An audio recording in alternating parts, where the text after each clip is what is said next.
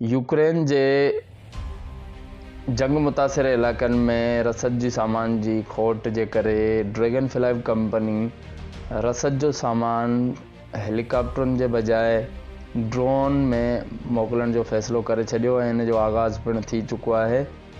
यूरोपी union पंहिंजे तंज़ीम जे सभिनी मुल्कनि खे आगाही ॾेई छॾी आहे त हू गैस जो इस्तेमालु घटि कनि ऐं अहिड़ो फ़ैसिलो तॾहिं कयो वियो आहे जॾहिं रूस मां ईंदड़ गैस जी लाइन नॉर्ड स्ट्रीम 1 10 ॾींहंनि लाइ मेंटेनेंस जे लाइ बंदि आहे। उन वधीक चयो आहे त रूस असांखे ब्लैकमेल करे रहियो आहे ऐं तवानई खे हथियार तौरु इस्तेमालु करे रहियो आहे। इन खे नज़र में रखंदे चाहे हू वक़्ती हुजे या हमेशह लाइ गैस खे बंदि करे सघे थो। यादि रहे त रूस जी यूक्रेन हमले खां पोइ हिन काफ़ी मुल्कनि जी गैस सप्लाई बंदि करे छॾी आहे, जंहिंमें रूबल्स मक़ामी करंसी में अदायगियुनि जे मुतालबे खे मुस्तरद जंहिं मुल्क कयो उन जी गैस सप्लाई बंदि कई वई आहे, जंहिंमें पोलैंड, बल्गारिया, हॉलैंड, डेनमार्क ऐं फिनलैंड शामिल आहिनि।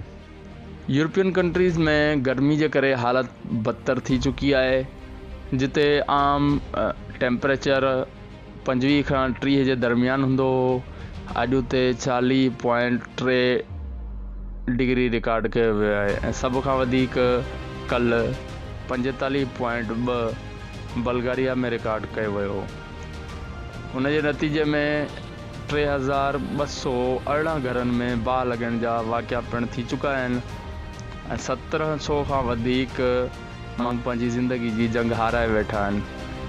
गर्मी जे करे ट्रेन्स जेतिरियूं बि हुयूं इंग्लैंड में उहे ताहाल कैंसिल आहिनि ऐं माण्हू परेशानियुनि जो मुंहुं ॾिसी रहिया आहिनि।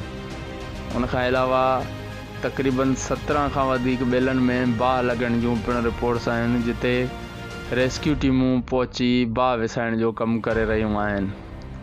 तव्हांखे ॿुधाईंदा हलूं त गुज़िरियल 3 सालनि में तमामु वधीक रिकॉर्ड इज़ाफ़ो थियो आहे गर्मी में यूरोप जे कंट्रीज़ में।